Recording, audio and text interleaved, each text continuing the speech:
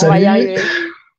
Bienvenue. Ouais, On va parler éthique. ouais, ouais. Bienvenue dans Éthiquement parlant. C'est notre rubrique d'interview. C'était très important pour nous d'aborder Vas-y. le sujet bancaire, surtout au sortir du confinement, parce que, évidemment, par le biais Ouais. de ton association, tu es très sollicité. Et je souhaitais informer les gens, surtout des possibilités qu'ils ont. Alors, il y a de l'écho et on entend encore. Est-ce qu'il y a encore ta petite dans le coin, à mon avis? Oui, oui, oui, elle est toujours là. Ouais, on Méline, faut que tu entend. se fasses plus. Voilà, la petite, on entend l'écho. Et surtout par le biais de ton association, parce que vous êtes très sollicité, on le sait. Toi, tu es attaqué personnellement au pénal. Tout ça, c'est compliqué. Néanmoins, il Non, y a non, des. non, pas pénal. Alors, pénalement, c'est le Crédit Agricole. C'est qui a attaqué Nicolas Perrin, un de nos membres, depuis le début, hein, je dirais. Donc, alors on lui reproche tout et rien. Bah, son chien a fait pipi sur les buissons devant le Crédit Agricole. Enfin bon, on lui D'accord. reproche. Non, mais franchement, c'est dans l'acte d'accusation, donc c'est assez risible, Ah, sachant que c'est des carrément. buissons moitié crevés. Ah oui, non, mais il y en a 40 pages quand même de propos qu'il a pu avoir sur Facebook. Enfin, il y a vraiment, ouais, ils ont de l'argent à dépenser pour trois fois rien. Alors C'est ce ça, ouais. monsieur, à la limite, mais il n'en serait jamais là, parce que ce monsieur a sollicité son directeur du Crédit Agricole pendant 6 mois, 6 bons mois d'ailleurs de mémoire, où on le laissait, limite, on l'aurait laissé crever dans sa situation. Il Mhm. demandait juste des réponses et un accompagnement dans une période difficile. C'est tout ce qu'il demandait à son agence du Crédit Agricole de Calvisson, donc c'est près de Nîmes pour être précis. Et c'est tout ce qu'il demandait. Il demandait rien d'autre. Il y a eu X recommandé d'envoyer au Crédit Agricole. Et voilà, ils m'ont laissé s'enfoncer, s'enliser dans les difficultés, alors qu'il y avait des solutions qu'on lui a trouvées, notamment mettre en stop pour 2 ans son crédit IMO. Et depuis, bah, il reprend pied. Et voilà. Mais ils sont venus le chercher. La seule réponse qu'il a eue, c'est on clôture vos comptes et on vous vire. Alors, Donc, excuse-moi, Sébastien, ta petite fille d'amour, là, ta petite Méline, on n'entend que ça. Il va falloir Méline, peut-être s'il te qu'elle aille plaît, dans arrête. une autre pièce ou je sais pas. Oui. Allez, tu descends, C'est, s'il te plaît. ça fait des échos, c'est compliqué. C'est pas sa voix, hein, mais je crois que c'est son énergie, Arrête c'est de faire du Joël. bruit. Ouais, Donc, c'est pas simple. voilà. Oui, mais maintenant tu descends, s'il te plaît, un petit moment. S'il te plaît. Si. Allez, moi je t'ai dit si. Alors t'arrêtes de faire du bruit. Ouais, on l'entend beaucoup. D'accord. On l'entend beaucoup. Ouais, on t'entend Euh, trop. Donc, toi, ton association, pour que les gens comprennent bien, donc Banque Info Secours, existe depuis longtemps. On a Recours. déjà eu l'occasion, recours. Bah, tu vois, le lapsus, c'est. Alors là, on en est au secours. Dans, Banque Info Recours. Déjà, vous étiez énormément sollicité et quand la dernière fois qu'on s'était parlé, tu m'avais dit à quel point c'était compliqué pour vous de tout gérer. Là, comment ça se passe au sortir du confinement et des dégâts que ça a provoqué, toi qui as un regard à l'intérieur, qui est au contact des gens au quotidien et de leurs difficultés, qu'est-ce que tu pourrais tirer comme bilan? Qu'est-ce que tu as comme conseil? Je te laisse la parole. Alors, à l'heure actuelle, déjà comme conseil de prévention, je dirais essentiel pour toute personne qui a un crédit IMO et qui a perdu des revenus, c'est de solliciter une requête de délai de grâce qui permet de stopper le crédit sans un centime d'intérêt supplémentaire pour 2 ans. Déjà, ça permet le temps de reprendre pied, de voir, je dirais, l'évolution de sa situation, hein, bien évidemment, parce que il y a malheureusement beaucoup de personnes qui vont perdre des revenus, mais pas que pendant 1 mois, 2 mois, 3 mois, 6 mois. Ça Eh va oui. pouvoir durer beaucoup plus longtemps pour bon nombre. Donc, ça, c'est une mesure qui est gratuite dans 90% des tribunaux, je dirais, parce qu'il y a des tribunaux, à l'heure actuelle, là, on est autour de 15 d'accepter cette semaine. Et on a eu un refus, malheureusement, un tribunal un peu tatillon qui exige un contradictoire, c'est-à-dire d'inviter la banque Ouais. à s'expliquer également. Donc voilà, mais majoritairement, ils sont acceptés très, très facilement. D'accord. Donc c'est plutôt, enfin, il y a des avancées et il y a un investissement de votre part qui aboutit quand même à des choses. En revanche, tu m'avais parlé, par exemple, d'une dame qui avait été obligée de se séparer du cheptel de ses chèvres. Dire que ça ne touche pas que en tête, c'est vrai qu'on a souvent la restauration, les bistrots, les terrasses des cafés, parce qu'effectivement, c'est à l'œil nu, on se rend compte à quel point ils ont été impactés. En revanche, il y a des corps de métier entiers qui sont affectés, dont on ne parle pas et qui vous contactent apparemment aussi. Oui, malheureusement, parce qu'on a un effet boule de neige. Le confinement a amené des activités à se réduire, mais toutes les activités, je dirais pratiquement. Il n'y a pas que la restauration C'est ou un ça. domaine d'activité. Par effet boule de neige, ça touche beaucoup, beaucoup. Je suis dans une région touristique et on a beaucoup de producteurs d'huîtres sur le secteur de Marennes-Oléron. Et ils font de la dégustation pour les touristes notamment. Donc, Mhm. étant donné qu'il n'y a pas eu d'avant-saison, ils ont perdu tout ce chiffre d'affaires et qui va se répercuter parce que déjà, on a vu les chiffres de la SNCF. Pour juillet, ça tend à moins de trafic déjà, d'ores et déjà, il y a eu des trains de supprimés. Donc, c'est qu'il y aura moins de touristes dans plusieurs régions côtières notamment. Donc, c'est par effet boule de neige, voilà, ça se répercute et sur toute notre économie locale et sur bien des secteurs en tout cas, au minimum. Et comment ça se passe là en termes de frais bancaires, par exemple, si on passe par là, parce que ça se rajoute à l'addition mensuelle. Alors, Qu'est-ce qu'on peut faire? malheureusement, eux, ils n'ont pas été confinés du tout. Hein, ça a perduré pendant le confinement. Ça ne s'est pas du tout À fond. arrêté. Ah, oui, oui, oui. Non, mais de toute façon, c'est du racket et comme l'a dit justement Alexis Corbière, qui a présenté une loi la semaine dernière à l'Assemblée nationale. Donc, sachant que nous, on a participé à lui remonter des Ouais. informations, notamment des relevés de compte et la situation concrète des gens. Il a évoqué à très juste titre la situation des TPE, parce qu'à l'heure actuelle, aucune loi ne les protège et c'est un racket permanent qui pousse jusqu'à la fermeture des entreprises. On lui a notamment envoyé les relevés de compte d'un restaurateur du nord de la France qui en était à 8 000 € de frais bancaires sur 8 mois. Donc 1 000 € tous les mois. Donc son salaire, c'est le salaire du chef d'entreprise derrière.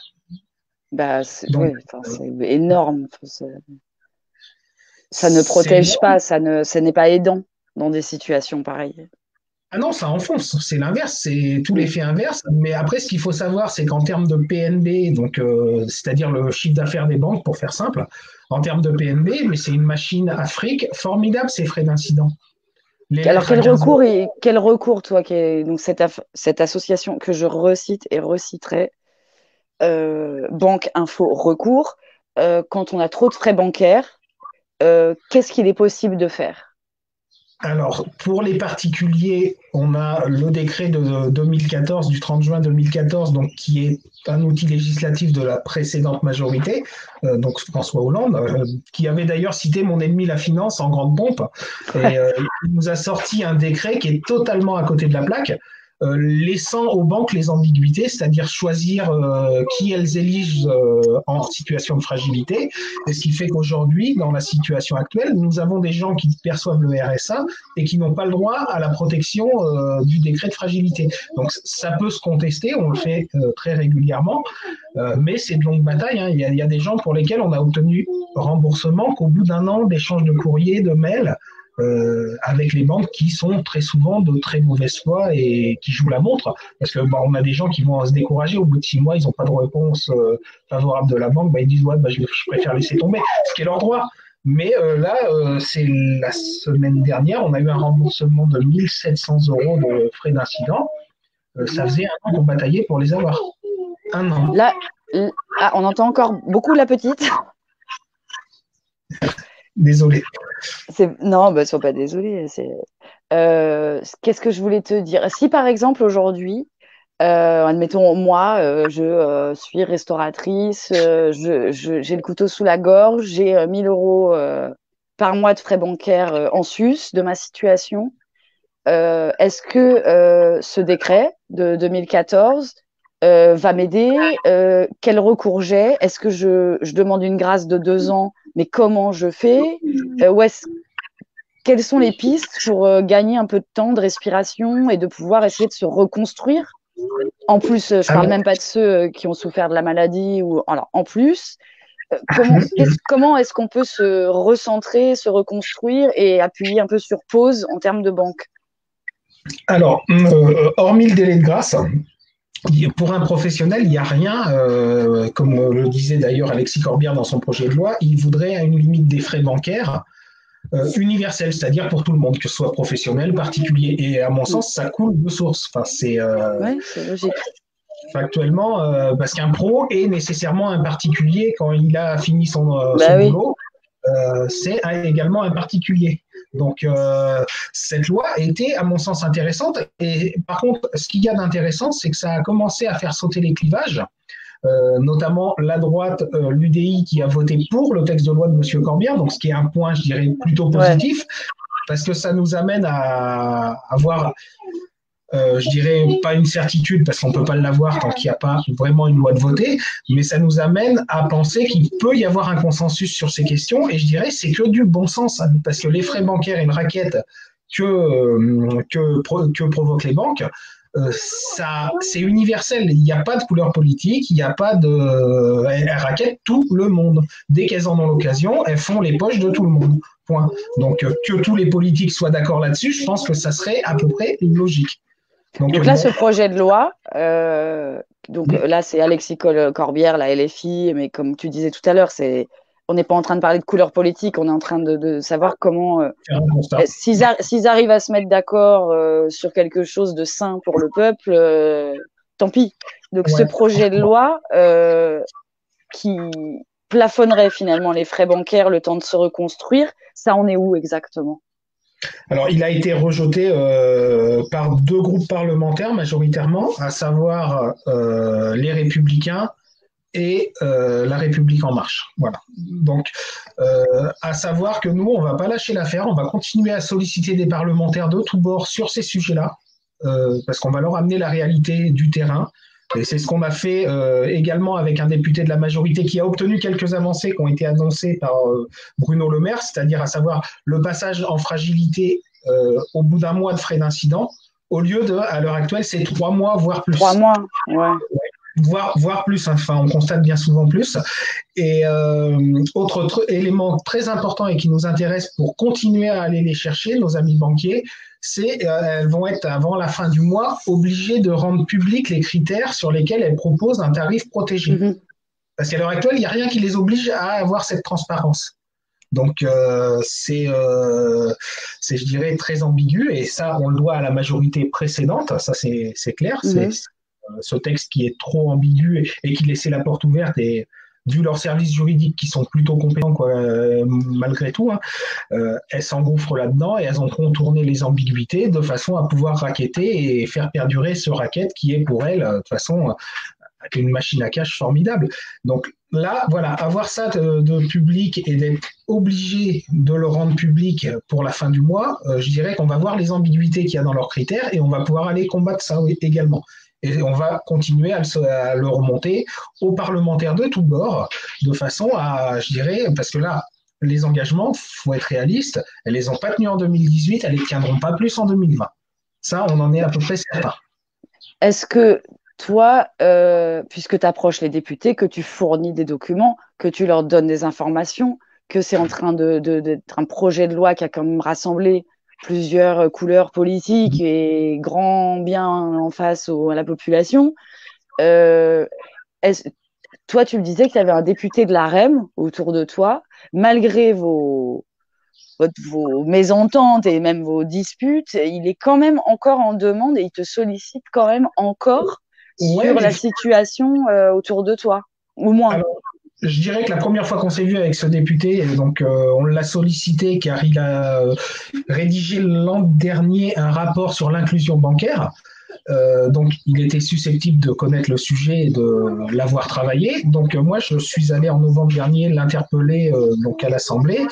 Ça, on n'est pas spécialement tombé d'accord, loin de là, mais dès le lendemain, on s'est recontacté et il m'a demandé de lui étayer son avancée, ce qui est normal, je dirais, c'est son rôle. Et je lui ai fourni X documents et je vais continuer à le faire d'ailleurs pour l'interpeller. Ce député, c'est Philippe Chassin, il est député LaREM donc de Dordogne. Mais ouais, Il m'a recontacté par texto de façon à ce qu'on continue dans ce sens-là. Il a conscience qu'il y a encore beaucoup à faire. Donc, si ça peut aider, enfin, nous, on est là pour faire tout ce qui peut faire avancer les choses et je dirais dans le bon sens. Après, voilà.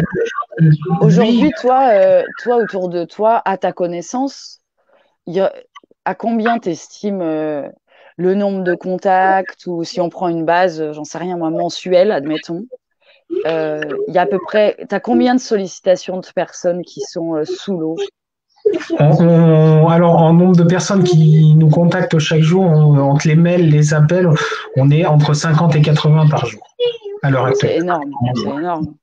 C'est révélateur parce qu'on est une petite asso, c'est relativement récente. Donc, ouais, si on remonte à l'échelle de la France, c'est colossal. Mais tout comme, je dirais, les frais bancaires, enfin, on a récupéré des données internes qu'on a remontées à M. Corbière, notamment. Je peux dire avec certitude qu'une agence, enfin, une région de la Banque Populaire, chaque employé tous les mois fonctionne 1 500 € pour son institution en termes de frais bancaires. C'est-à-dire que la masse salariale de cette région Banque Pop est en partie payée par ces frais d'incident. Et ça, on en a le chiffre. Donc là, je ne suis pas attaquable là-dessus. Et autre élément révélateur, donc dans cette région Banque Populaire, donc quand il y a eu les engagements soi-disant de limiter les frais, donc qui a pris sa source lors du mouvement des Gilets jaunes, au début, la fameuse réunion qu'il y avait eu avec nous, les cadres bancaires, donc on avait eu ces engagements, ils devaient faire des efforts. Bilan des efforts sur cette région de la Banque Populaire, en 2018, 61 000 comptes se sont vus prélever des frais d'incident bancaire. En 2019, le chiffre est passé à 71 000. Voilà, donc c'est révélateur des engagements tenus, là encore. Donc, ils ne sont pas tenus, ils ne seront pas plus tenus demain, ça, je ne suis pas dupe là-dessus. Après, on est là pour continuer à faire bouger les choses avec nos petits moyens, parce qu'on est une petite association, on n'a pas des fonds, on n'a pas Rothschild qui nous finance, on n'a pas de banque qui nous sponsorise. Je ne pense pas que ce soit dans leur projet. Déjà, ils n'ont pas voulu nous ouvrir de compte bancaire pour l'association, on a en ligne amplement de toute façon. Oui, donc... Voilà, moi, je n'y crois pas du tout aux engagements. Enfin, après, ce qui a été obtenu, je dis, c'est toujours bon à prendre, c'est clair, mais il faudra aller au-delà à terme. Et moi, je vois une autre fenêtre qui va se présenter en octobre, je dirais à peu près. Et ça va être l'occasion que ça revienne sur le tapis, qui plus est à cette période où, malheureusement, on va commencer à rentrer dans le dur, où certaines sociétés qui vont devoir repayer de nouveau leurs charges, c'est-à-dire charges du patron, qui n'ont pas été annulées, quoique ce qui a pu être dit, c'est totalement faux. Les charges du patron d'OTPE ne sont que reportées. Donc, ils vont avoir double charge à payer octobre, novembre, décembre. Et là, on va commencer à rentrer dans le dur avec des petites structures qui n'auront pas refait une trésorerie et qui vont avoir des charges supplémentaires à assumer. Et ça, on a eu l'occasion d'en débattre en direct donc sur une web télé qui s'appelle Café Presse avec un député du Parti socialiste, là en l'occurrence, et qui nous soutenait que les charges avaient été annulées. Donc, il nous a demandé un droit de réponse. Ah ben, c'est totalement faux. Et puis, il nous a demandé un droit de réponse. On l'attend toujours. Ça fait 4 semaines quand même qu'on a eu cet entretien. Oui, c'est-à-dire qu'eux-mêmes, en revanche, de toute façon, quand il se passe quelque chose de l'ordre de la pandémie, ça a quand même permis d'enrichir certains, d'en appauvrir d'autres, et que déjà pendant les 16 mois qui viennent de s'écouler, il y avait une bagarre de ruissellement, de partage, de solidarité, et que ça se bagarrait, mais là, tout le monde a eu conscience que pendant le confinement, ça allait finir d'achever finalement les petites structures au moins. Et l'idée que finalement l'été se passe bien pour tout le monde, comme tu dis, si c'est pour qu'en octobre ou en décembre, au moment où il faut repayer les charges, ça soit pas possible, la fin de l'année va se clôturer sur des drames, sur des faillites, sur des gens. Est-ce que toi, tu as déjà des gens qui craignent ça, qui t'en parlent de ça? Et il y en a déjà qui ont commencé à déposer le bilan. Il y a déjà des petites structures qui commencent à déposer le bilan. Et ça, c'est une réalité qui va s'accroître, malheureusement. C'est pour ça que pour les TPE, voilà, nous, on est dans l'optique. Il faut une suppression, une année blanche pour 2020 des charges. Point. Enfin, parce que sinon, c'est de la perfusion. On a fait prendre aux entreprises, là aussi j'étais en désaccord avec le député PS, on a fait prendre des prêts garantis par l'État. Prêts garantis par l'État Ouais. à hauteur de 90%. Et là aussi, c'est une fumisterie parce que c'est des prêts pour payer des charges, c'est-à-dire des loyers que. Méline, s'il te plaît. Des loyers que les propriétaires n'ont pas pu supprimer parce que ce qu'il faut assimiler aussi, un propriétaire pour qu'il supprime le loyer ou qu'il fasse un effort sur le loyer, il faut aussi qu'il n'ait pas de prêt bancaire en face parce qu'on a un effet là aussi boule de neige qui serait qu'il y a beaucoup de petits investisseurs pour leur retraite, ben, ils ont un local commercial qu'ils ont acquis en centre-ville et c'est leur retraite en fait derrière tout ça. Donc c'est un sujet quand même très délicat de demander, comme M. Macron l'a fait, aux propriétaires de suspendre les loyers. Il y a aussi la réalité qui fait que certains ne peuvent pas faire des efforts là-dessus, parce que derrière, ils ont un crédit à rembourser à leur banque. Donc, nous, ce qu'on avait prôné et on avait écrit en ce sens au ministère, c'était un gel des crédits sur la base de l'article 1343-5 du Code civil, sans intérêt, peut-être pas pour 2 ans, mais pour au moins 6 mois minimum, histoire de voir l'évolution de la situation. Bah là, tu parlais d'une année blanche. L'année blanche, c'est quelque chose sur lequel vous avez travaillé, quelque chose que vous avez proposé, à laquelle on vous a répondu ou pas du tout? Alors, plusieurs organismes, notamment le CNTPE, militent en ce sens. CNTPE, c'est un syndicat de toutes petites entreprises, donc des entreprises de moins de 10 salariés, qui est la majorité des entreprises qu'on peut avoir en France quand même. Bien sûr. Donc, pour le moment, il n'y a rien d'acquis à ce niveau-là. En gros, et puis la réponse qu'on a eue du député PS, c'est l'État fera au mois de septembre-octobre s'il y a besoin. Mais l'urgence, elle est maintenant. L'urgence, elle est maintenant. Elle est pas dans 3 mois. Dans 3 mois, j'insiste là-dessus, ce sera trop tard pour beaucoup de petites structures. Point. Mais c'est malheureux, ça montre une certaine déconnexion d'une certaine classe politique avec la réalité du terrain et du quotidien. Mais à la fois, tu as quand même des députés qui te sollicitent, qui t'envoient des SMS, qui te demandent des papiers parce qu'ils sont tellement hors sol qu'ils ne connaissent absolument pas la réalité de la quotidienneté des gens. Comme tu disais, demander à des propriétaires de suspendre des loyers, si eux, par ailleurs, comme tu l'expliquais, remboursent un autre crédit, ils vont rien suspendre du tout. Et au bout du bout, c'est toujours aux mêmes à qui on demande de faire des efforts, de ci, de ça, et pendant ce temps-là, les frais bancaires sont énormes. Les gens, moi, je me mets à la place de tous ceux qui ont entrepris, parce que la France, on a été encouragé à entreprendre à tout prix, à tout prix, à tout prix. Bah, ceux qui se sont lancés, et ça demande de l'énergie, et on le sait, vont se retrouver finalement là, à part des associations comme toi ou d'autres, ou des petits syndicats de TPE comme le CN dont tu parlais. Qu'est-ce qu'il y a comme recours possible en termes de suspension de crédit? Est-ce qu'on est obligé d'aller en justice? C'est ça ma question. Il n'y a pas d'autre démarche possible? À l'heure actuelle, non, parce qu'on l'a vu,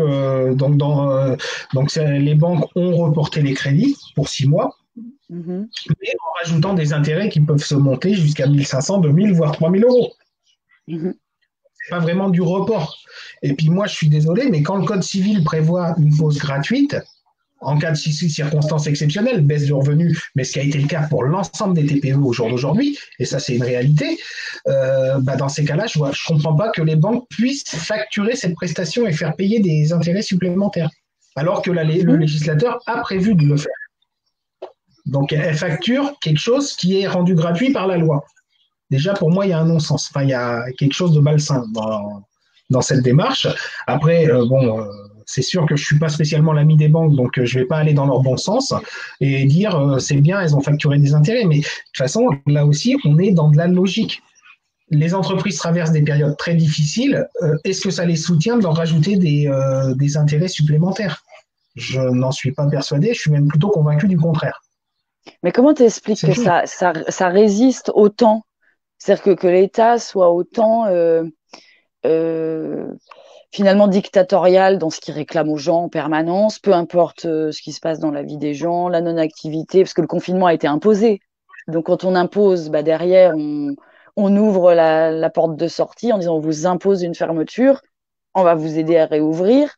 On entend de certains politiques en parler. On voit des associations, des témoignages comme le tien sur le terrain qui recueillent absolument les chiffres, les relevés de compte, les choses comme ça qui montent au créneau. Comment est-ce que tu expliques ou est-ce que tu situes la résistance à la solidarité ou à l'aide aux citoyens qui en ont le plus besoin aujourd'hui? Alors, ce qu'il faut avoir conscience, c'est que le lobby bancaire est un des plus puissants, si ce n'est le plus puissant qu'on peut avoir en face de nous. Ils ont des moyens illimités.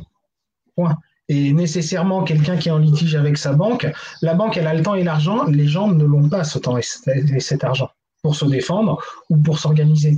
Et les gens sont tributaires du bon vouloir et de la mauvaise foi souvent des banques qui, une fois que les gens sont en difficulté, ne peuvent plus parce qu'ils n'ont pas les moyens de se défendre, parce qu'ils ont le couteau sous la gorge. Donc, ils ont tendance à se laisser couler à petit feu. Et ça, nous, on est aussi là pour ça, pour fédérer, que les gens arrêtent d'avoir peur et puis peu à peu être de plus en plus nombreux, de façon à être, je dirais, un lobby citoyen, ni plus ni moins, sur les sujets des banques, des huissiers et toute cette caste qui a un certain talent à piller les familles. Nous, voilà, on est là aussi pour ça et pour faire bouger les choses. On n'est pas juste là pour faire stopper le crédit pour 2 ans le temps que les gens aillent bien. On est là pour, je dirais, aller mettre la réalité aux politiques, parce que je dirais là aussi, il ne faut pas être de mauvaise foi non plus, parce que si on ne leur remonte pas les infos, surtout sur les sujets financiers, beaucoup de gens ont honte de les évoquer. Donc on est aussi là, on ne peut pas râler dans notre coin si on ne fait pas la démarche d'aller leur ramener la réalité. Si on leur amène la réalité, et il y a certains députés qui, d'ailleurs, à qui j'ai envoyé des relevés de compte, qui semblaient intéressés par la cause, on peut le citer, Patrick Vignal de La République En Marche, il était passé dans le Midi Libre, ou je ne sais plus, un journal vers Montpellier, en disant qu'ils allaient tordre le bras aux banques. Alors, j'ai envoyé des relevés de compte, jamais eu de suite derrière. Ouais, mais donc c'est lui, ça. il n'a rien fait sur le sujet. Lui, je peux me permettre de le dire. Donc voilà. Après, il y en a certains qui sont réceptifs et je dis tant mieux, tant mieux. Et puis ceux-là, on est là pour continuer à leur montrer la réalité. Après, ce qu'ils en font derrière, on ne peut pas en préjuger, on n'en sait rien, on ne le maîtrise pas d'ailleurs, mais aller défendre la cause qu'on connaît, ça, on sait faire par contre. Et on continuera à le faire. Parce qu'on a des arguments, on a de la conviction et on a également les éléments. On a les preuves de ce qu'on avance. On n'est pas là juste dire les frais bancaires sont trop élevés. Non, on amène les relevés de compte de famille qui sont faits 300, 400 euros sur un mois. Et ça, voilà, on en a les éléments. Alors pour ceux pour qui l'information a échappé, parce que c'est une période pendant laquelle il y a énormément d'informations, les gens sont préoccupés par beaucoup de choses, si tu pouvais juste refaire un point sur les annonces de Bruno Le Maire et me donner ton opinion là-dessus, le partager avec nous. Alors les annonces sur les frais bancaires. Ouais. Ouais. Alors, les annonces de Bruno Le Maire, donc en réponse à Alexis Corbière la semaine dernière, ça a été, mais ça c'était acté quand même depuis le 8 mai à peu près, je suis au courant, parce que le député Philippe Chassin avait obtenu ces avancées, elles étaient déjà validées, et ça c'est sûr. Donc, il a obtenu que les frais bancaires soient limités dès le mois qui suit l'apparition des difficultés. Donc, ce qui fait gagner 2 mois minimum de raquettes, ce qui est déjà ça de moi, en tout cas. Et derrière, l'obligation de rendre les critères de détection des clients fragiles, les banques vont être obligées de les rendre publics. Donc, par contre, je suis un peu prudent encore parce que j'attends le décret officiel histoire de voir s'il n'est pas ambigu. Et ça, à l'heure actuelle, tant qu'il n'est pas sorti, je n'en sais rien. Mais de toute façon, moi, je m'attends à des ambiguïtés sur les critères que les banques vont rendre publics, ou alors elles vont toutes s'accorder, je dirais, à nous exclure les personnes qui sont au-dessus du SMIC. Mais est-ce que quelqu'un qui gagne plus que le SMIC, en cas de séparation, en cas de perte d'emploi, ne tombe pas dans une certaine fragilité, même en gagnant plus que le SMIC? Donc, voilà. De toute façon, là, à force de proposer ou de fabriquer le système dans lequel eux, ils partent en 5G à tambour battant, le peu de personnes qui sortaient la tête de l'eau aujourd'hui n'y arrivent pas. C'est-à-dire qu'aujourd'hui, on parle même pas du SMIC ou du RSA. On en parle. Aujourd'hui, à gagner 2 000 euros par mois dans une situation dans laquelle sont les gens aujourd'hui, c'est pas tenable. Donc effectivement, est-ce qu'ils vont rendre public absolument tous les comptes, enfin tous les comptes, les comptes qu'ils doivent rendre, pas les comptes des particuliers? Il faudra étudier ça de près, mais tu penses que ce décret, on pourra l'avoir sous les yeux quand? Parce que là, c'est un effet d'annonce pour le moment. Fin du mois, je pense qu'il sera enfin acté. Donc après, voilà, les annonces ont été faites, je pense qu'elles vont être tenues. Moi, enfin, les annonces, pardon, le décret, hein, ce que le décret doit contenir. Après, voilà, c'est sur la mise en application, parce que tant qu'il n'y aura pas de sanctions derrière. Nous, on roule, par exemple, on est limité à 80, on roule à 95, on va prendre une prune. Ouais. Les banques, elles dépassent ce décret, qu'est-ce qu'elles ont comme sanction en face? Donc voilà, il faudrait une Moi, sorte de tu crois que les banques vont être sanctionnées, au fond de toi. J'y crois pas. Voilà. Mais dans l'idéal, non, non, s'il te plaît, Mélite. Dans l'idéal, ça serait tout à fait logique parce que nous, si on Hmm, roule trop vite, si on n'a pas la ceinture, on a une prune et on a des points en moins. bien Donc sûr. on a deux fonctions. Là, qu'elles en aient minimum une, ce serait plutôt cohérent, je dirais. De toute façon, leur manque d'exemplarité n'est même plus à citer. En revanche, faire le point sur la manière dont les gens peuvent se sortir, est-ce qu'il y en a qui vont pas prendre des risques? Est-ce qu'il y a pas des gens qui vont décider de beaucoup plus travailler aux blagues, parce qu'aujourd'hui, il y a quand même un paquet de gens qui craignent leur banque directement, puisque dans les périodes compliquées, elles martèlent, elles assassinent, elles tirent sur les ambulances. Donc, est-ce que ça va pas générer des vies parallèles, des manières de travailler différentes? Est-ce que c'est à craindre ou pas, hein? Je ne porte pas de jugement de valeur là-dessus. C'est une question sociologique, quoi, que je te demande dans tout ce que tu reçois. Est-ce qu'il y a des gens qui évoquent Il la y a des gens qui me possibilité disent, de travailler autrement?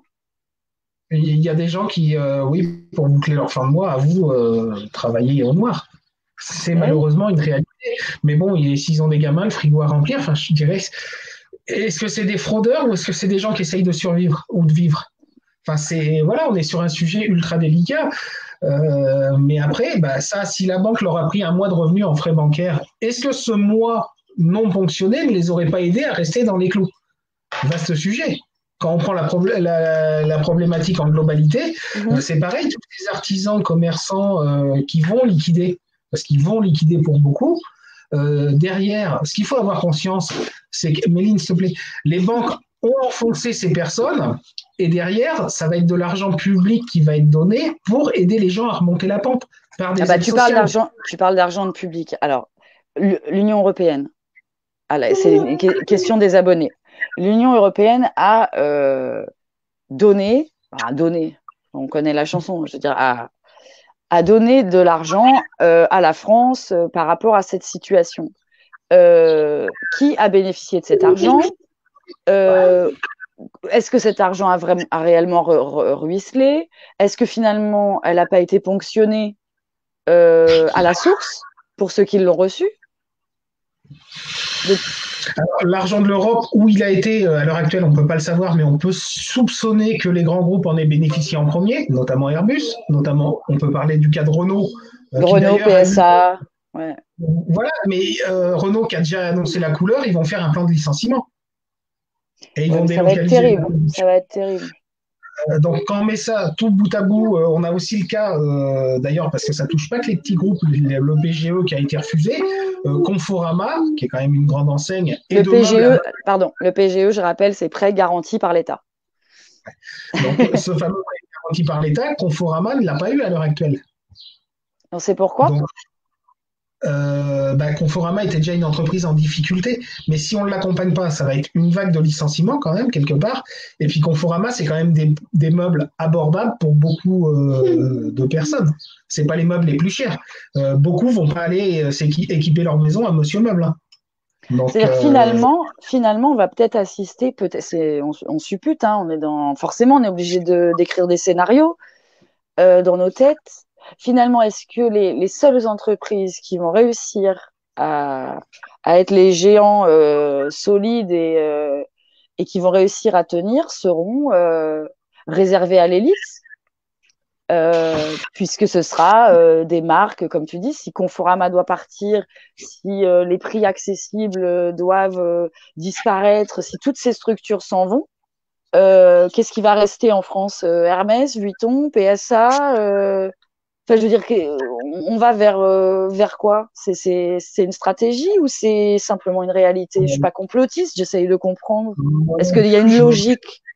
Non, il y a pas de logique, mais c'est révélateur, je dirais, du comportement des banques qui, dès que les entreprises avaient des difficultés avant cette crise, on ne les accompagne pas. Donc, c'est. Voilà, et même Oui, des on les grosses entreprises. accompagne pas, mais l'argent de l'Union européenne est allé aux grands groupes et pas allé aux TPE.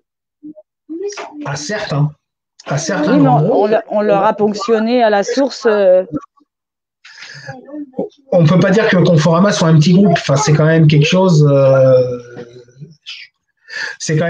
quand même d'assez gros comme société. Donc, Conforama, voilà, on peut pas dire que ça touche que les petits groupes. Et il y a une autre grosse société assez grosse qui est pareil en difficulté pour obtenir ces aides-là. Donc voilà, mais on en retombe, je dirais, malgré les effets d'annonce, au bon vouloir des banques. On va citer donc le député donc PS avec qui on a débattu, Parti socialiste, pardon. Oui, ça va. Donc avec qui on a débattu, donc je l'ai interpellé aussi sur le PGE, et il nous a retransmis un courrier tout fier de lui, nous jugeant alarmistes, ok, soit, donc le Crédit Agricole Charente-Périgord qui a annoncé fièrement, ouais, voilà, donc le Crédit Agricole Charente-Périgord qui fièrement a annoncé avoir contacté les 70 000 professionnels qui ont un compte chez eux, donc 70 000 quand même, Ouais, et c'est ils ont énorme. annoncé, ouais, ça fait beaucoup d'entreprises, ils ont annoncé fièrement avoir accordé 1800 PGE. Donc, 2,5% des Ce que 70 000 j'allais enfants. dire, ça fait pas 3%. Voilà. Donc, ça, c'est révélateur de la fumisterie qu'est le PGE. On a accompagné, au final, très peu d'entreprises. Sachant que le CNTPE a fait une étude relativement sérieuse, statistique, sur 25 000 TPE en France. Donc, 25 000, c'est un chiffre plutôt conséquent. Ouais. Et sur les TPE, il y aurait à peu près 50% qui auraient sollicité le PGE, avec Ouais. 15% de refus. 15% de refus. Très loin des 2% annoncés par la Fédération bancaire française ou diverses banques. Donc voilà, mais le refus est très dur à chiffrer pour la bonne et simple raison, c'est que beaucoup de banques, lorsqu'elles refusent un financement, ne l'écrivent pas. Il n'y a pas d'écrit. D'accord. Là encore, c'est le manque de transparence du monde bancaire, une certaine opacité, et puis c'est, je dirais, un sujet tabou d'aller les chercher. Il ne faut pas trop aller les embêter. En gros, on les laisse, parce que nous, c'est pareil. Enfin, si, par exemple, un particulier a un contrôle, il est censé ouvrir son coffre, la voiture, par exemple. Il ouvre son coffre, limite, s'il tombe sur la douane, on va lui mettre les. Et on contrôle.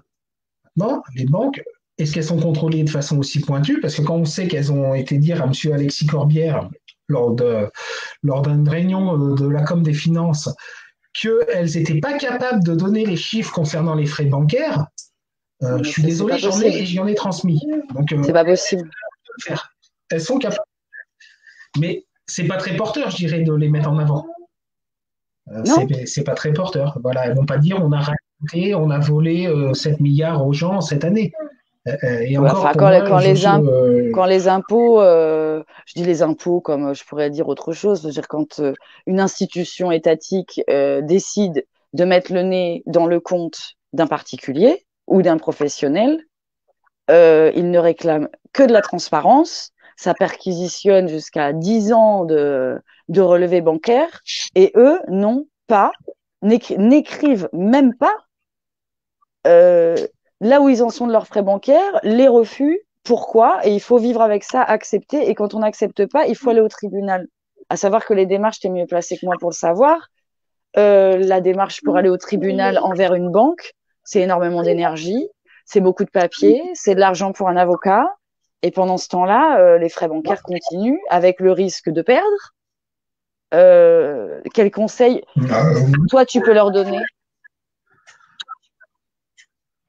Alors, déjà, c'est que c'est sûr, avant d'attaquer sa banque au tribunal, il faut s'attendre à une procédure longue et coûteuse. Ça, faut pas le cacher aux gens.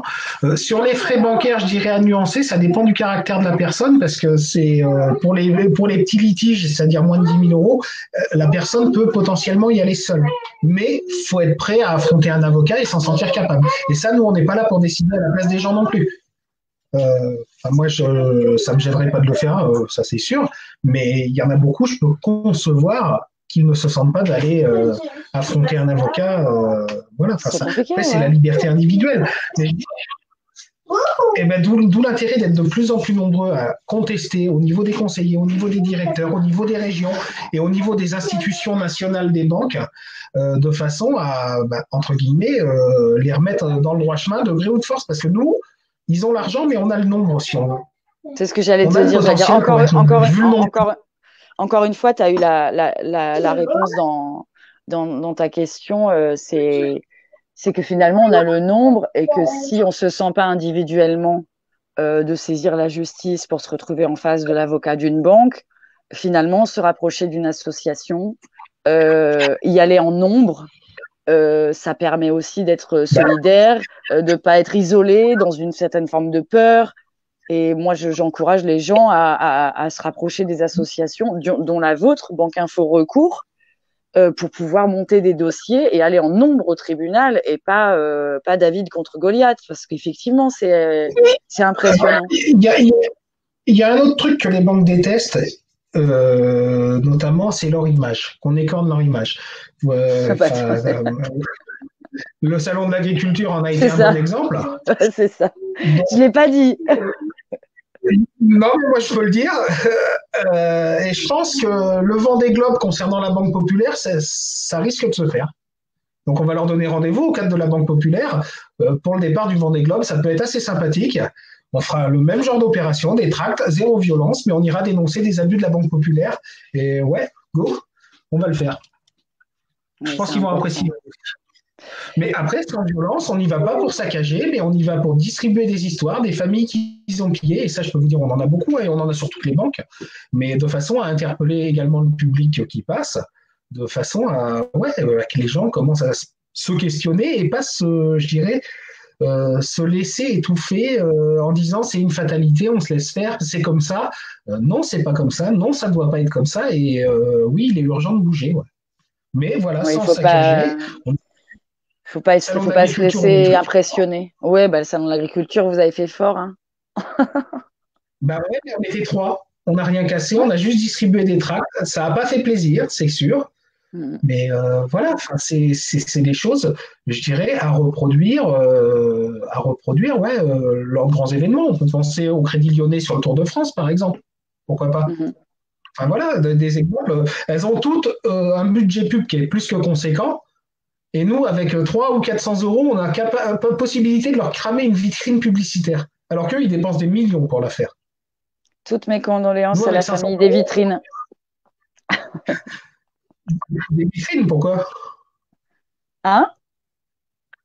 La famille des vitrines.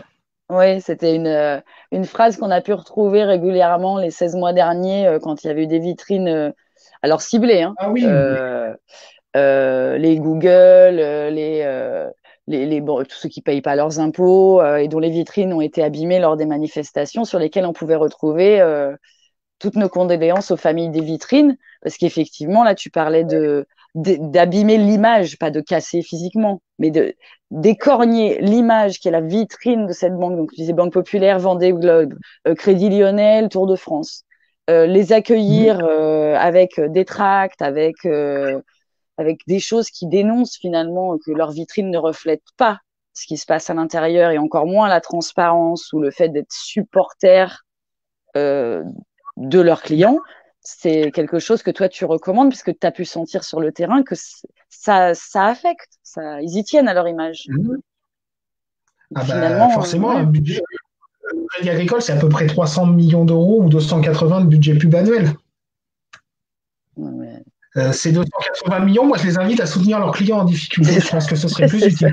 C'est ça. D'accord. Donc, non, ouais. Après, voilà, je dirais que les banques sont habituées à faire ce qu'elles veulent des gens depuis des décennies. Depuis des décennies, elles font ce qu'elles veulent, elles ruinent des familles, on fait durer les procédures, on peut citer celle de Christophe qui a duré 20 ans. Voilà, c'est une réalité.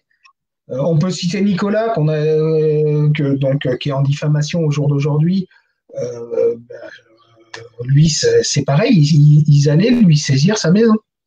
Et toi, je rappelle, avant qu'on se quitte, je rappelle quand même que toi, de par ce que tu dis, même là maintenant, même avant, sur tes posts Facebook, etc., tu as des problèmes avec la justice. Bah, disons que la caisse d'épargne n'a pas le même humour que moi. Donc oui, par contre, c'est des fans assidus, tu vois, parce qu'ils viennent régulièrement sur ma page et ils font constater par huissier tout ce que je peux écrire sur la caisse d'épargne. Ouais, on en a retrouvé plusieurs posts sur la procédure qui a duré 2 ans. Régulièrement, mon avocat m'a transmis, ah bah tiens, il y a eu une pièce en plus, donc c'est de mes posts. Y compris de l'humour, enfin ça peut et c'était des posts aussi de l'association parce qu'il n'y a pas que moi qui gère la page, mais c'est pas grave, ils m'ont tout mis sur le dos, c'est moi à titre perso, bon s'ils veulent, hein, de toute façon après je sais que ça fait partie du jeu. Après, qu'est-ce que j'ai fait dans le fond?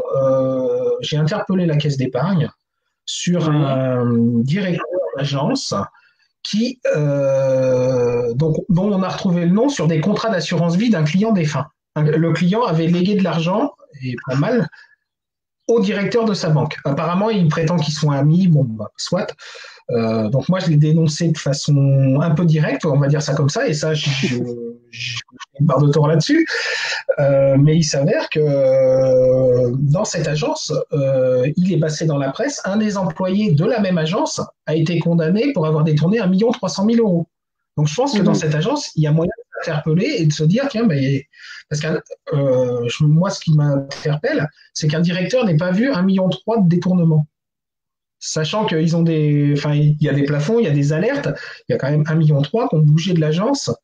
Ça a duré 4 ans, la blague. Non, mais écoute, toi comme moi, comme ceux qui regardent, ou comme la voisine d'à côté ou le voisin, quand il manque 50 euros dans son portefeuille, on le voit.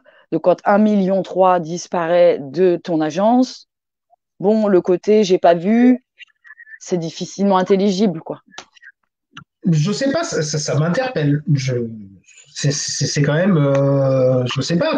Et puis derrière, il y a enfin, des assurances vie en tant que bénéficiaire. Enfin, tout ça sur la même agence. Moi, ouais, il y a de quoi être interloqué, il y a de quoi s'interroger. Après, l'affaire de l'histoire de l'héritage, hein, donc là, il y a une plainte quand même de la famille du défunt qui est en cours sur La Rochelle. Donc on verra ce qu'il en sera au final. Après, bon, moi, voilà, la caisse d'épargne et l'écureuil, et le directeur en question, ouais, il me demande 12 000 euros de préjudice moral en l'occurrence. Donc, on verra ce qu'il en ressort à peu près dans un mois. Excuse-moi, il pleut des On cordes verra d'un ce qu'il coup. en... Faut que je... Non, mais on verra ce qu'il en ressort dans un mois du verdict.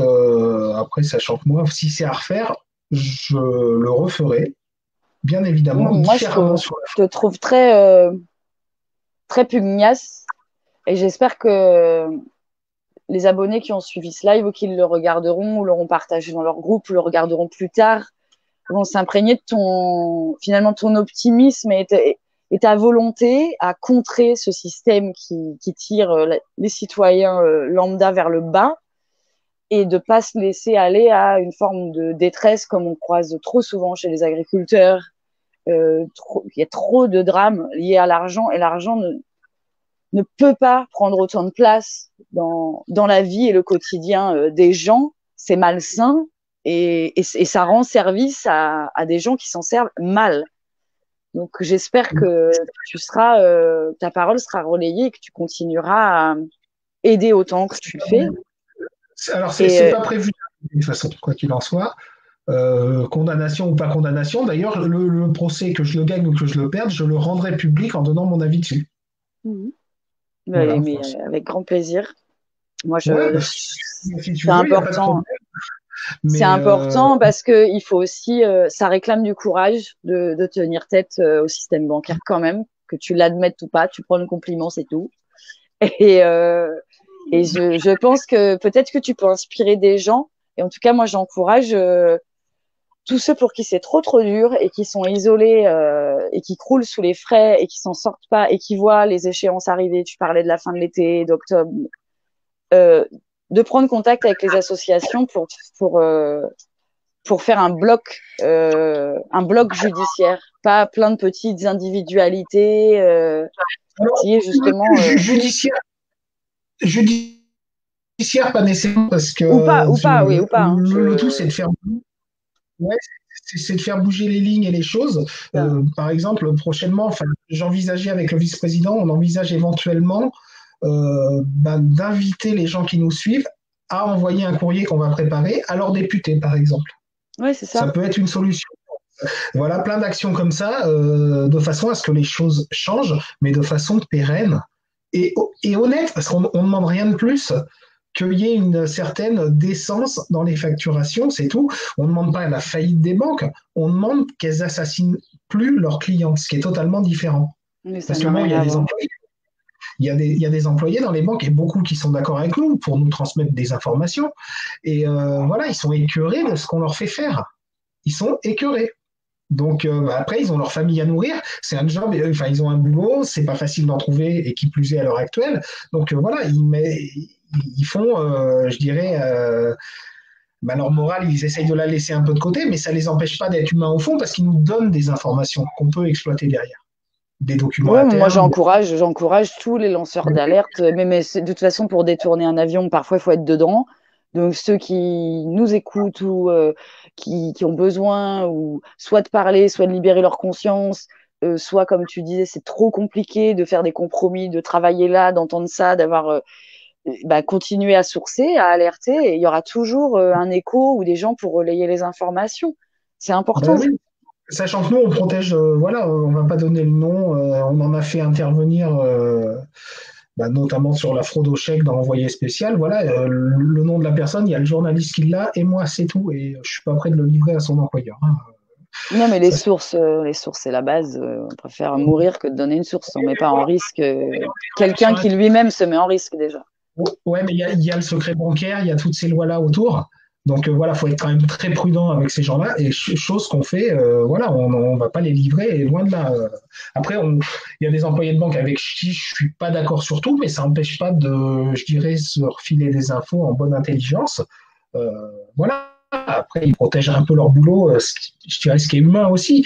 Mais il y a beaucoup de bonne volonté de la part de beaucoup d'employés, mais qui sont cloisonnés par une hiérarchie oppressante. Et eux, c'est de simples fusibles entre le client et l'institution.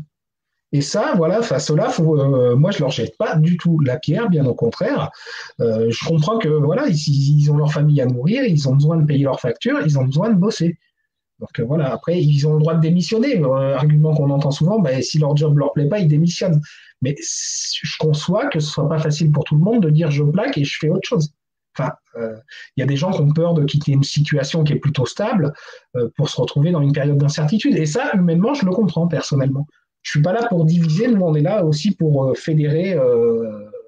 Après, ça dépend du caractère de la personne. Voilà, il y a tout ça qui vient en compte. Mais nous, voilà, en 2 ans, on a avancé correctement. On a détrôné des assos historiques comme la FUB, qui est suivie par 6 000 personnes. On en est rendu à 25 000 en 2 ans. La FUB a 30 ans. Bon, après, quand on entend les conseils qu'ils peuvent donner, il n'y a pas longtemps, je l'ai vu sur BFM, prenez à la place du découvert, ils conseillaient aux gens de prendre des crédits renouvelables. Bien sûr, quelle bonne idée. Ouais, ouais, des idées comme ça, s'il en a, il vaut mieux qu'ils restent couchés, quoi. Enfin, donc voilà, donc on avance. Après, on a une impertinence qui est assumée et qui est volontaire et puis qui est pas prête de s'arrêter. De toute façon, malgré un procès ou deux, bon, ben, je dirais que ça fait partie du jeu. Voilà, c'est pas grave. On continuera d'avancer quoi qu'il en soit. Tu nous tiendras au courant de l'avancée de ton audience?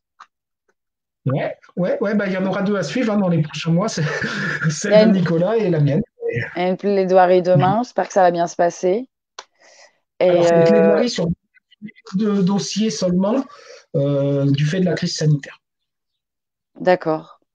Bon. Et moi, j'encourage tous ceux qui se sentent un peu isolés dans leur situation, voire beaucoup, à rentrer en contact avec des associations. Bon, alors évidemment, moi, je suis plus proche de la tienne et j'en connais moins, mais si tu veux en citer, tu peux. Et puis, on peut aussi, j'imagine, te contacter pour te poser une simple question aussi parfois, parce que tout le monde n'a pas les leviers Le, pour être au courant des décrets, de l'actualité, de leurs droits. Voilà, on connaît beaucoup nos devoirs en France, mais très pas assez nos droits. le plus simple, parce que bon, le téléphone est public, mon portable est public, mais le plus simple est quand même la page Facebook qu'on est plusieurs à Ouais, pouvoir gérer. déjà, ouais, parce que c'est beaucoup d'heures de téléphone, c'est quand même beaucoup de mails, beaucoup d'appels également. Donc voilà, le téléphone, c'est vraiment dernier recours en cas d'urgence, parce que Oui, mais sinon j'y passe ma vie. même pas que toi, parce que sur une page Facebook, une fois qu'on est abonné, on peut discuter avec d'autres abonnés, on peut discuter entre nous. Enfin, faut que l'information, les gens débattent aussi entre eux.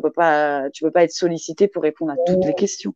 Mais Ah cette non, non, page Facebook, c'est une plateforme d'interaction, de possibilités, une boîte à ouais, outils. on a aussi monté un groupe avec des courriers types pour les membres dont on a vérifié les documents, parce qu'on ne peut pas mettre des courriers types comme ça s'ils ne collent pas à une situation, Ouais. ça peut être contre-productif.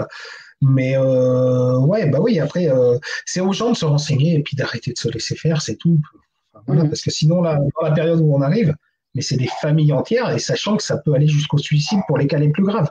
C'est ce que Donc, j'allais te dire. Après, psychologiquement, on n'a pas toujours la moelle pour pas se laisser faire. Parfois, c'est simplement trop dur. Donc, c'est aussi pour ça qu'on voulait faire le point sur où est-ce qu'on en ouais, est au mais sortir du confinement et pourquoi il faut pas lâcher et il faut pas se laisser impressionner. ah non, faut surtout pas se laisser impressionner parce que c'est dès que la personne est en faiblesse et se laisse faire, mais c'est fini quoi. Enfin, elle se fait piller de partout. Derrière, elle va quitter sa banque dans l'urgence, elle va ouvrir un compte nickel pour survivre tout simplement. Mais derrière, on va lui envoyer les huissiers pour le découvert qu'elle a laissé à sa banque Mais c'est d'origine, ça. etc. Et c'est une chaîne sans fin. On se retrouve avec des gens qui sont poursuivis pour des dettes qui ont 10, 15 ans, voire plus.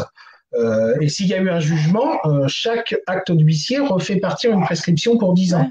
Ouais. Donc, c'est-à-dire à vie, les gens peuvent être harcelés C'est par comme toute un cette filière. casier judiciaire financier, quoi, finalement. C'est une Ça, espèce. ah, bah c'est ça, on a beaucoup de pression sur enfin, le fichier FICP donc, qui recense les incidents de crédit. Un découvert amène le fichage FICP et les gens, suffit qu'ils aient besoin, leur situation s'améliore, mais ils peuvent avoir ce vieux fichage qui C'est traîne de ça. la banque d'avant. Ouais, c'est des cas très fréquents et ça, malheureusement, le seul choix pour lever le FICP, c'est de régulariser l'impayé ou attendre 5 ans à l'heure actuelle. Ouais, non, Donc, mais bon. bah, Il y a c'est quelque chose qui tourne pas dans le bon sens. surtout que quand on regarde de près, ces découverts ont été générés par des frais d'incident. Oui, en Bien souvent, plus. c'est des frais de Oui. découvert empilés sur plusieurs mois qui atteignent une somme de 1 000, 2 000 euros, voire 500 pour certains cas après. Mais bien souvent, c'est le découvert qui génère des frais et du découvert supplémentaire. Donc là, Ou on est des rejets de prélèvements. Enfin, on voit parfois, ils sont plus élevés que le prélèvement qu'on a demandé de rejeter. Enfin, on est en oui, absurdie totale. Enfin, c'est. également mesure qui va avancer dans le bon sens également de Bruno Le Maire. euh, dans les annonces à l'heure actuelle, c'est qu'elles vont être obligées un prélèvement rejeté 2 fois, la banque n'a le droit de le facturer qu'une fois normalement. Mais bien souvent, il y a des doublons de rejet de Ouais, prélèvement parce que ouais. EDF, ouais, ça, normalement, elles n'ont pas le droit. Donc ça se conteste assez simplement. Mais là, elles vont être obligées de recroiser pour ne pas facturer 2 fois. Donc c'est à elles de se mettre d'accord avec les grands groupes qui présentent les factures en prélèvement, Orange, EDF et compagnie, de façon à... Eni. Moi, je suis en guerre avec Eni, donc je le dis Eni, le chien à 5 pattes. Ouais, bah c'est... Alors eux, ils représentent, hein, ils représentent. À chaque fois, il faut rejeter et j'ai enfin, moi, perso, mais plein de gens, plus de frais de rejet que de factures. Bon. Pour une facture, on peut te compter les frais de rejet qu'une seule fois. Donc, Mm. tous tes frais bancaires, tu les listes qui viennent en doublon et tu demandes le remboursement. Mm. C'est Ouais, obligatoire. mais faut se jeter à l'eau, faut pas avoir peur, comme tu dis, d'écrire à son député. Faut vraiment montrer qu'on existe et que les situations bancaires sont bien réelles et que ceux qui sont aux manettes sont hors sol, en revanche. Il y a une déconnexion, mais je dirais que c'est aussi notre rôle d'aller leur remonter de façon cohérente Mm. les informations. Mm. Euh, si on ne le fait pas, qu'on est juste à râler, on n'a pas fait la démarche. Donc, je dirais qu'on n'est même pas légitime à se plaindre. Par contre, quand on a fait la démarche et qu'on n'a pas de retour, là, on commence à être légitime à pouvoir se plaindre. Ah ouais, je Donc, comprends ce que tu dis. donc après, voilà, j'entends plein de gens se plaindre, ah, ma banque, mais allez-y, contestez également. Enfin, arrêtez de vous laisser faire. Voilà, parce que plus on sera nombreux à contester, mais mieux ce sera, je dirais. Bien Mieux ce... sûr. Donc, Oui, oui. c'est après. chacun est libre. Hein, on a aussi des gens, des fois, qui nous appellent oui, mais je veux pas me fâcher avec mon banquier. Bah, écoutez, payez Ah vos bah, frais, ça va bien se passer, il sera content, hein, il n'y a pas de ouais. problème. Enfin, on n'est pas là pour pousser les gens non plus contre leur volonté. Enfin, faut qu'ils soient conscients que c'est long et puis qu'il faut batailler, mais après, c'est à eux de faire ce choix. Nous, on n'a pas notre choix à imposer, on n'est pas là pour ça. S'ils veulent y aller, oui, bah, on y va. S'ils veulent aller au tribunal, oui, un avocat a préparé une requête pour la violation du décret. On leur met à disposition si les frais sont conséquents.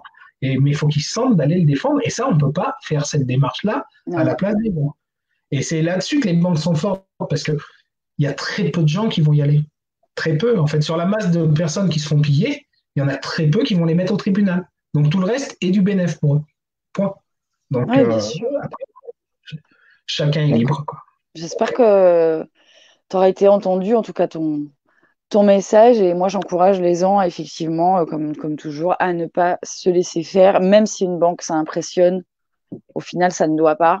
C'est une tirelire, normalement, aidante. C'est pas du racket. Donc, et encore moins dans cette situation post-confinement où il va falloir réunir les forces vives pour essayer de se faire entendre. Voilà, j'espère que les gens vont pas, une partie des gens vont pas se laisser couler, ils vont pas se laisser tomber eux-mêmes, quoi. Ça, après, malheureusement, voilà, on est là pour appuyer. Après, c'est aux gens aussi de se prendre en main, et, un minimum. Euh, voilà, c'est ça. Malheureusement, chaque personne est différente. C'est à chacun d'agir à son niveau. Voilà, on ne pourra pas décider à la place des gens, mais aux gens de s'interroger déjà. Déjà commencer à s'interroger est déjà un pas.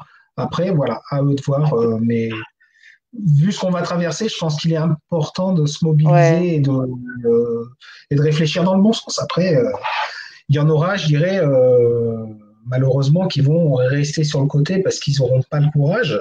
Ça, c'est malheureux, mais ça fait partie des réalités. J'ai eu, il y a 2 jours, un entrepreneur disant que non, mais il avait même pas envie de se battre, il arrête et puis point final, quoi. C'est son choix. Moi, je le regrette parce que je suis de nature plutôt à aller me cartonner, mais c'est humain, je dirais. C'est la liberté individuelle et qu'on doit respecter quoi qu'il en soit, quoi.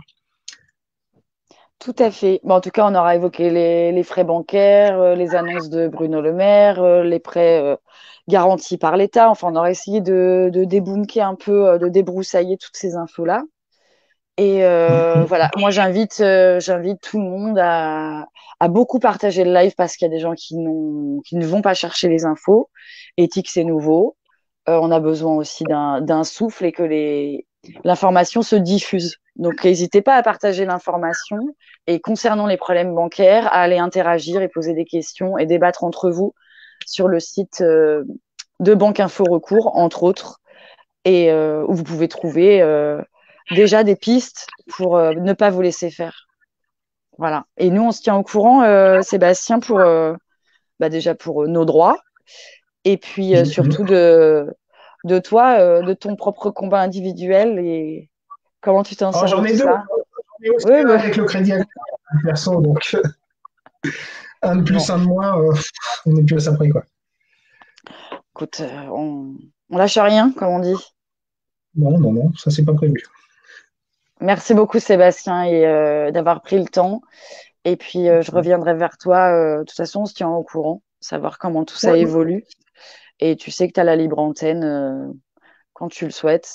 bah, Et on en reparle. quand il y a de l'actualité aussi. Voilà, là, on en a pas mal. Et puis, malheureusement, celle qui arrive nous présage des jours un petit peu compliqués. Ce serait important de rester groupir, comme on dit. Après, à On tout le monde verra. de se mobiliser. Mm. C'est ça. Bah, écoute, à très bientôt, Sébastien. Merci pour le temps que tu as consacré et bon courage surtout pour la suite.